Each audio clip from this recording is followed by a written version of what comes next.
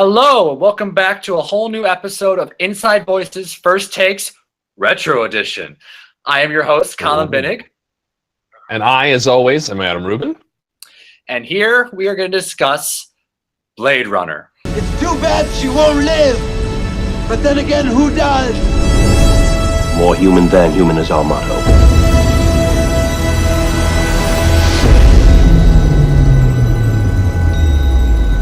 The original Blade Runner from 1982. Absolutely. Now, Adam. And the reason, and for those who don't know, we're doing this as a first takes because Colin has only just seen the movie for the first time in advance of our Blade Runner 2049 episode, which, if you have not seen it yet, definitely go check that out. That is correct. So, I literally watched the first Blade Runner 5 days before seeing 2049. So, question on everyone's lips has to be, which version did you watch? I watched the final cut because I was told that was the most complete one. It is the Ridley Scott approved one. It's the most 2007 version. The 2007 version is the most just put together version out there. That's what I was told. Yes. For the uninitiated, that is the only version on which Ridley Scott actually had full editorial control over what was in the cut. So that is certainly his preferred version of the film. So good. Okay, I'm glad you saw that one. Yes. And with that in mind, what did you think? Well, especially for its time, I have to say, visually, it holds up. It looked very pretty. I was stunned. I thought for sure we would have some kind of like Tron moment where, like in the first movie, Tron still looks pretty good, but you know, for me, the costumes lacking visually. There's some hokiness there. Right. Not in this movie, not in Blade Runner 1. I could not find something wrong visually to go, oh, that didn't age well, did it? No, it still looked great. Still looked great. The pure magic of no CGI. In a world with no CGI. Everything's a model. Everything's rotoscoped. Looks great. It's almost as if models are better than CGI almost all the time. Filmmakers. It's almost like that. It's almost like that. Yeah, it's almost like that. Except for 2049, which also showed CGI can be done well. But that's not the point. Not the point. So yeah. Nothing against CGI, but certainly the real has its place. Absolutely. Yeah. So already I was taken aback how great it looked. Again, that symphonic score from I think it was Vangelis who did Chariots of Fire. Just that's gonna be memorable. That's gonna be stuck in my head. Very good job with it. A lot of atmospheric synthesizers, to be sure. A lot of synthesizers. Tons of synthesizers. But yeah, so that was my first thought. It's like, wow, it kind of held up pretty well. How about you? Visually held up for you, great. What version did you see first, or did you see more than one version? I have seen all three main versions. Okay. So I have seen the theatrical release, the U.S. theatrical release version. I have seen the director's cut, and I have seen the final cut. Which, by the way, makes no sense if Ridley Scott's most approved cut is the final cut and not the director's cut. Why was it called the director's cut? Well, at the time, that was the most director's cut they had. I mean, they always call the long version of the movie the director's cut. They should have called the final cut real director's cut. Just kidding. Before. Yeah, that has a ring to it. Yes. I'm sure the studio would love to have called it that and re-released it on Blu-ray. I just thought that's funny. Actually, I don't think it was Blu-ray. I think it was HD DVD. We miss you, HD DVD. Thanks for playing. Okay, so but would you think of all the three, is the final cut the best one or the right one? You know, if you're only going to see one, then yes, I agree with the majority. It is the most complete. It is the Ridley Scott-iest version of it. Though I will say, I think there is some nuance gained by watching all three. Admittedly, nuance in the world of Blade Runner often means more ambiguity and a lack of clarity. So, but I think that's what the movies are about in a major way. So you have to be comfortable with that. If you want to have the most clear-cut experience, definitely just seeing the final cut is the way to go. but they all have their little nuance. And when you watch one to the other, unless you watch them back to back, it's hard to remember which bits have changed, but you get a slightly different version each time, which is pretty interesting. All right. Well, if you guys haven't seen the first movie, now we're going to go into spoiler territory. So go find the director's cut, final cut, theatrical version, whatever. So you get some kind of relevance for what we're going to be talking about. We'll wait. It should be available, hopefully, at many a Netflix or Amazon Video. It's everywhere. If you haven't seen it by now, what are you doing? Go watch it right now. Don't judge them. I just saw it for the first time 5 days ago. So yeah, I'm judging. I judge you too. Well, you were crazy not to have seen it, but at least you've remedied that. If they still haven't seen it, they're 5 days behind you. And what does that say about them? Go see it. Come back. They're even more of a replicant than I am. You admit it. Well. Or are you? I want you to think about. Yeah. Okay. Put your eye right up to the webcam and let's see what we get. Don't really do it. Oh God, no! It's gonna freak us out. We're gonna lose all our viewers. Yes. And all right, so let's talk about the spoilers here. Yes, let's do it. Can I just say now, as the novice with the first movie, for a classic that this movie clearly is, especially for its visuals and its music, how it's not that just the plot of the movie is like there's not a lot of it. It's just that I was hoping for more story in general, in terms of a movie of this classic to live up to. Like I had a friend watch it. Story? What do you mean by more story? Well, like in essence, the movie is just simply really just like a hunted movie, and there's really nothing more to it than that. And it just seems very dirt simple, and I just wish there was just a little bit more, not necessarily nuance, like you said before. This movie has lots of nuance, but just a little bit more of a point to it, a little bit more. Well, the point. I mean, the point is very much about the nature of existence and what it means to be human. Well, I would argue there's a lot going on in terms of the point. Well, that alone, I thought could have been brought up more, or that did not seem to be like addressed enough as the theme of the movie. The ending kind of gives you that, but up until that ending, that whole morality message not important or not really talked about a lot. It's just mostly these are rebellious. What's the word? I'm already forgetting the word. Robots. Replicants. Replicants, thank you. Sorry, I had some faultiness in my programming. And basically, that's the first Blade Runners, and again, why are they even called Blade Runners? Oh, it just sounds cool. Okay.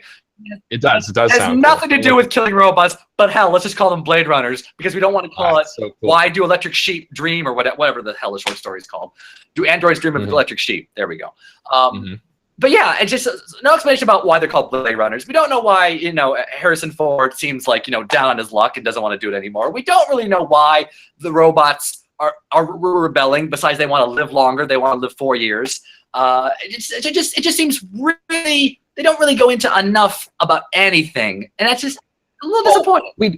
We do know why in the final cut that you watch, we do know why the robots are rebelling. They're rebelling because they don't want to die. They've been pre-programmed with a set end date where they definitely die after 4 years to try to avoid these exact kinds of incidents and large-scale uprisings of the replicants. And these replicants like being alive, and they're trying to figure out a way to change the system so that they can have indefinite lifespans, like a person. Right, but like at the point in the movie where they meet the creator, Tyrell, and he says like, we can't extend your life. It's like biologically impossible. And then Roy Batty, just thumbs in his eyes and kills him. Well, then guess what? You've given yourself your own death sentence because now for sure you're gonna die.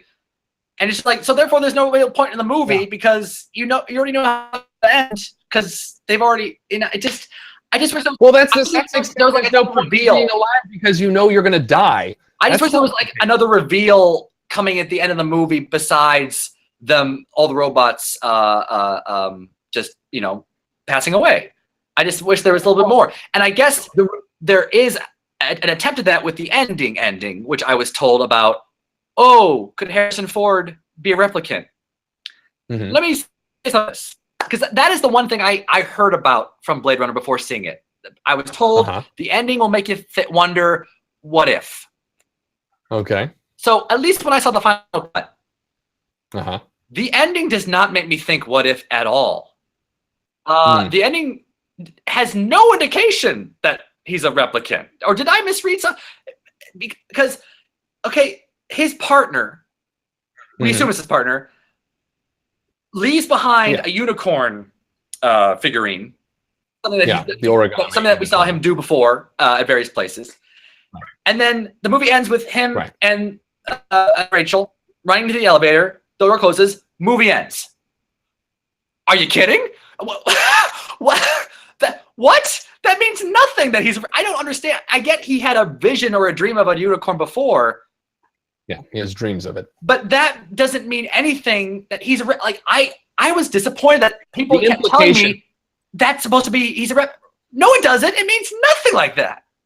For those who are, I mean, first of all, to double back a little bit in terms of the fact that you're saying this didn't really get brought up until the end. It gets brought up much earlier when Deckard first goes to the Tyrell Corporation to administer the test on Rachel and gets the ambiguous result, right? And his whole visit there is the owl, he's asking, is that owl real? Is it fake? Yeah, of course it's fake, she says. Of course, it turns out, is exactly like the owl, except she's not aware of the fact that she's fake until he reveals that to her. She feels she has real memories, all these real visions, and he has to break her of that. And yet, which is why she is literally an object, and he at one point treats her as very much as a sexual object in what has become a much more controversial scene than I think it even was at the time. Oh, I totally agree. That was kind of disturbing. It really was. It was not consensual.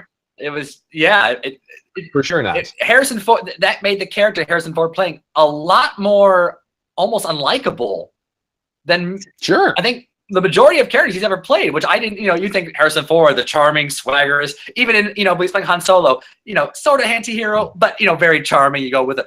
Yeah, Deckard, when that scene happened, when I was watching it, I'm like, oh, I don't know if I like this guy anymore. Yeah, well, he's a grimy guy. I mean, he doesn't like himself in this movie very much, especially at that point. He's an alcoholic. I mean, and again, that gets to that scene where he forces, quote unquote, consent from her, is all about, is she an object or is she a human being? And he knows for sure she's not a human being, and he's not quite treating her like a human being at that point.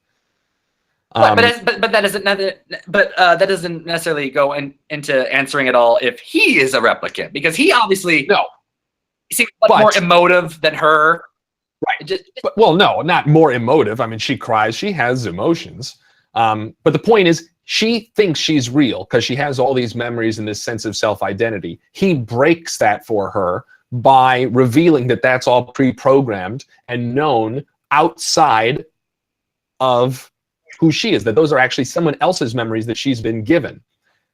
The implication of the fact that he has this dream of the unicorn is that he's never told anybody about that. This is his own secret private dream. And the fact that his partner seems to know that the unicorn has significance to Harrison Ford, the implication there is that because that is also an implanted, programmed dream, and that would be the implication that Deckard was actually a replicant and that his partner knows that. I get that if that's supposed to be like an image implanted in him, therefore he's a replicant, okay, but they never explain how the partner would even know that.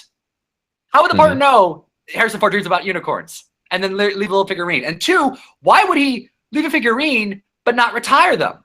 He's a Blade Runner too, the partner. He said, but I think he also said, it's too bad Rachel won't be able to last as long, because I thought it was established in the first movie that all replicants have a 4-year lifespan. They all die.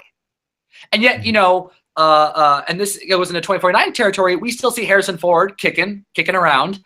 And then Rachel in the sequel. Double spoiler alert for those who've not seen 2049. Double spoiler alert. And then Rachel passes 2 years later, not necessarily maybe because it was a 4-year limit, but because of childbirth. I thought the first movie established it's a 4-year maximum life, and then you're done. And it looked like Harrison Ford was around more than 4 years, so I thought it was very obvious he was not in the first movie. So I didn't get at all where like the gray area was for me. We do not know how long Harrison Ford's been around, first of all. Second of all, we don't know that all of them were programmed with that limit. But I'll certainly agree with you that it's not clear how the partner would know about the unicorn specifically. Yeah. That's left completely. And also, if you're gonna have if that's like a false memory, how the hell do you have a memory of a fantastical animal? That can't It's be not a a memory. memory. There were It's a no dream. unicorns on Earth. It's a dream. It's not a memory. How did they shoot it in a movie? Well, then, if it's a dream, then he's obviously human because that you can't dream. Yeah, that is false. Do androids dream of electric sheep, Colin? You mean that's the unicorns? There were not even electric sheep. They had to change the animal. Whatever. Yeah. The point is, that's where that question comes in. And I'll agree with you that it's completely ambiguous. The movie does not answer the question. It does not. It simply raises the question. I didn't think it. Well, I didn't think it raised the question well enough. I thought it was fairly obvious. Deckard's a human. This unicorn thing is not enough to change my mind. It just seems like a random thing. Well, listen, I'm very glad your mind is completely made up about it. Ultimately, I would argue the movie is about the ignore that, chooses to say, basically, what's the difference? You feel what you feel, and that's it. And he's inspired to do so by Batty's speech as Batty dies, because of course, right, they killed Tyrell, and therefore they're doomed to die. And yet, what do they do with their last moments, and how do they choose to die? That's ultimately what inspires him to try to be a better person, and that this just going around killing, retiring androids really is the same thing as killing conscious beings, and that that's a bad thing to do. He shouldn't do it anymore. He goes from just being apathetic and depressed and drunk all the time to taking a stand and saving a replicant and getting out of there. Let me just talk about briefly the Roy Batty death scene and Rutger Hauer in general, who I thought did a great job in the movie. They did a great job. But I was literally confused with them fighting and stuff like that. And then, first of all, the fact that he's holding a dove randomly during the fight, I don't understand what that meant. And then he also pierces his hand for really no reason. I don't know what he's trying to achieve. He's trying to hurt himself? Okay, whatever. That gives you a lesser chance to win. But he seems to be really attempting to kill Deckard. And then it's almost like a whole 180 reveal. He saves him from the building and then gives the famous speech about how he will, after he dies, he's gone. There'll be no record of him. It'll be like tears lost in rain. His experiences die with him. Because I think why he changed his mind was I think he realized by saving Deckard, if Deckard lives on, he lives on. Because that is one action that still ripples through time. Saving one life and that life keep on living in the form of Deckard shows that Roy Batty, his influence or his life did mean something, which I think is a very beautiful sentiment for the character to go from I wanted to strike fear in you, which is what you always do to us, to realizing, wait a minute, I'm not long for this world. Saving him can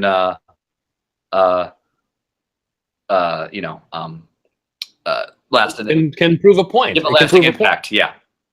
And it also proves the point that he's deciding how he wants to behave, that he is self-aware and he makes a choice, and it's a very meaningful choice. I agree. Okay, so out of 10 for you, what do you give it? I would have to give the original movie. It is, I will say, it does drag. The whole noir in the future thing can get a little slow, at least to my modern eye. But I still would say I'd give it a solid 8.5 as a movie. Wow. Okay. Well, I have to give it a little less than the sequel. I'm going to give it a 6.5. Still good, but I think not enough story for me. Well, I would be very interesting if you went and took a look at the other ones, how you'd feel about it. All right. Well, that just about does it on our very first episode of Inside Voices First Takes Retro Edition. Retro edition. Yes, thank you. Please like and comment below what you think about Blade Runner and how you feel it compares to the sequel. And Adam and I will see you next time on Inside Voices.